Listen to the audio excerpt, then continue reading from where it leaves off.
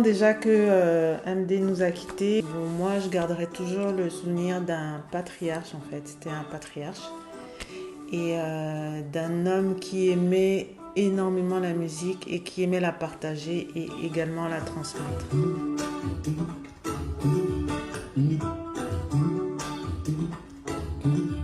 Moi, le souvenir que je garde de tonton Manu, comme je l'appelais très affectueusement, c'est un souvenir que je souhaite aussi partager avec vous. Tout simplement, il était très respectueux, super professionnel et très travailleur. Donc voilà les souvenirs que je garde de lui et tous ces moments en tournée qu'on a passés. Il y en a beaucoup. Donc aujourd'hui, c'est ça.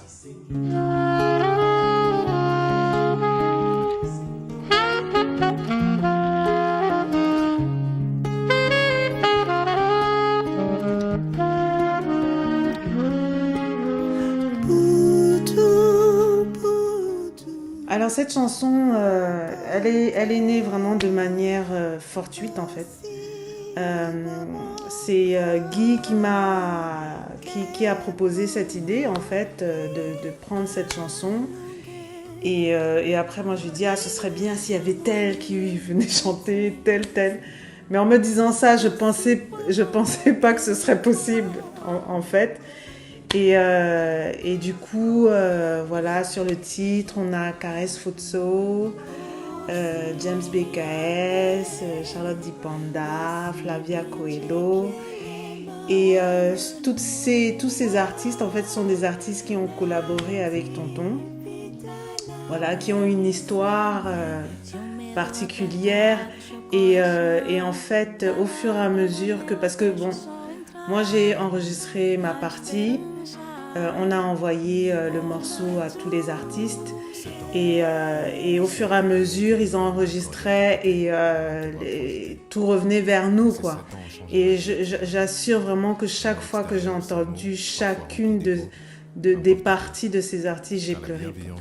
Donc je me dis que du coup c'était vraiment une bonne idée de trouver des gens qui avaient une histoire particulière avec lui parce que du coup le morceau on ressent vraiment cet amour pour lui quoi. Donc merci à ces artistes-là. Alors c'est vrai que l'héritage de Tonton est immense. Vraiment, il nous laisse avec c'est une bibliothèque avec plein de titres iconiques en fait. Et c'est vraiment une fierté pour nous et il faut que ce soit une fierté aussi pour la génération à venir. Donc effectivement, on espère que cet héritage-là est assuré, mais voilà, je pense que la famille fait en sorte que ça le soit.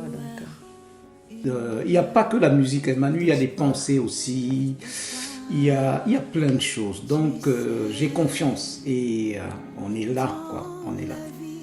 Parler de notre icône, parce que c'était vraiment une icône mondiale, hein, c'était pas que la musique africaine, c'était vraiment une icône mondiale. Parlez-en à vos enfants, écoutez les titres. Et voilà, et faites attention au Covid quand même. Voilà. Restez bien, faites attention. Voilà, à bientôt. Au-delà d'être une légende, bien entendu, une personne qui a marqué son temps, qui a marqué son époque et qui a marqué l'histoire du Cameroun et évidemment celle de l'Afrique, de par la fusion musicale qu'il a su mettre en avant et faire connaître au monde entier. Je dirais que c'était avant tout un homme passionné, un homme rempli d'amour qui aimait son instrument, qui aimait énormément son orchestre, qui avait une relation privilégiée et particulière avec chacun de ses musiciens. C'était quelqu'un qui, jusqu'à la dernière minute, révisait ses gammes. À plus de 80 ans, ça en dit long sur le personnage. Voilà, il était curieux, plus que dans le jugement. Et il avait toujours la porte ouverte, on va dire, aux nouvelles choses, à la modernité. Il ne regardait jamais en arrière, il voulait toujours créer. Et voilà, j'en garde ces souvenirs-là. Je dirais que j'ai beaucoup d'estime pour Valérie et Guy. Ce sont deux musiciens, deux interprètes incroyables avec qui j'ai eu la chance de travailler. Et lorsqu'ils m'ont approché pour que je contribue à ma manière à cet hommage-là, ça m'a paru comme une évidence en fait de répondre présent. Parce que c'est des gens qui ont côtoyé Manu pendant de nombreuses années, qui ont joué avec lui, qui ont tourné avec lui et qui l'ont aimé. Et voilà, c'était une évidence que je puisse, à ma manière, les remercier et contribuer à ce bel hommage. Mon héritage est assuré quand on voit les performances d'artistes comme Burna Boy, comme Wizkid, comme Salatiel, comme Daphné, comme Yemi Alade et j'en passe. Ces artistes-là sont le direct témoignage de ce que Manu a pu faire à l'époque, c'est-à-dire ouvrir les portes, être précurseur d'une musique qui n'a plus à rougir de ce que l'Occident pouvait proposer musicalement. Il a fait en sorte que les gens puissent connaître la musique camerounaise par la force des choses, les rythmes africains. Et ces artistes-là sont le direct témoignage que les choses continuent, les choses avancent dans la bonne direction. Nous avons une pensée très très forte pour Papa Manu. Nous célébrons la victoire de la vie sur la mort parce qu'il reste de manière indélébile gravé dans nos cœurs. Il ne mourra jamais parce qu'il a sémé une graine qui va germer à jamais. Des souvenirs avec Papa Manu, j'en ai tellement. Mais ce que je garde au plus profond de moi, c'est la première et la dernière rencontre. Oui, nos premiers moments et le dernier jour ensemble. C'est fou, comme j'appréhendais toujours le jour où j'allais le rencontrer, je voulais tellement le voir. C'est une icône, je me disais toujours, est-ce qu'un jour j'aurai l'occasion de le rencontrer? Et puis le premier jour je le rencontre, je suis tellement intimidée, mais c'est fou comme il savait mettre tout le monde à l'aise. Il m'a dit, ah, Amuna Photo, ah mais c'est toi, je connais tes musiques, j'adore ce que tu fais, mes félicitations. Je me suis dit, mon Dieu, Papa Manu me connaît, il connaît mes chansons. C'était extraordinaire, sa façon de mettre les gens à l'aise.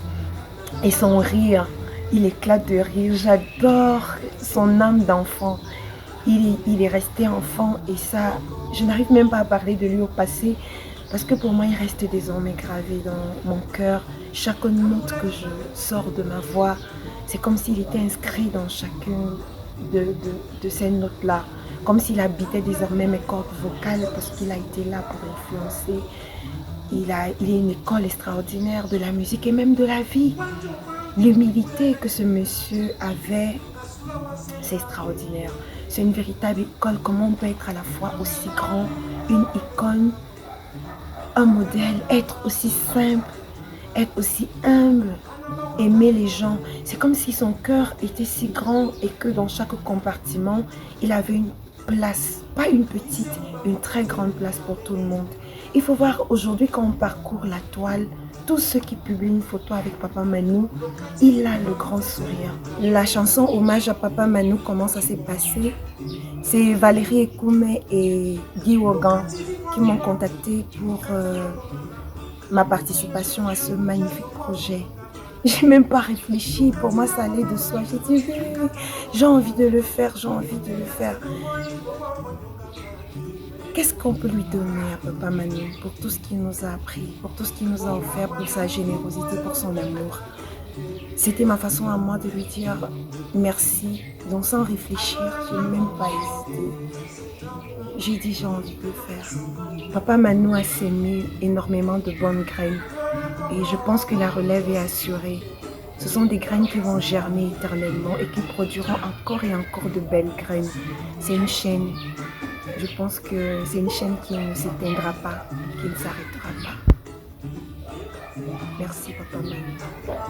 Papa Manu forever. Je suis Flavia Coelho, j'ai la chance de côtoyer de très près Papa Manu. Et un des plus beaux souvenirs que j'ai de lui, c'est sans doute ses souvenirs de backstage, quand il nous racontait voilà, ses histoires de vie, ses histoires de concerts, ses histoires de musique. Ce sont des histoires que j'aurai dans ma tête à jamais. On t'aime, Manu.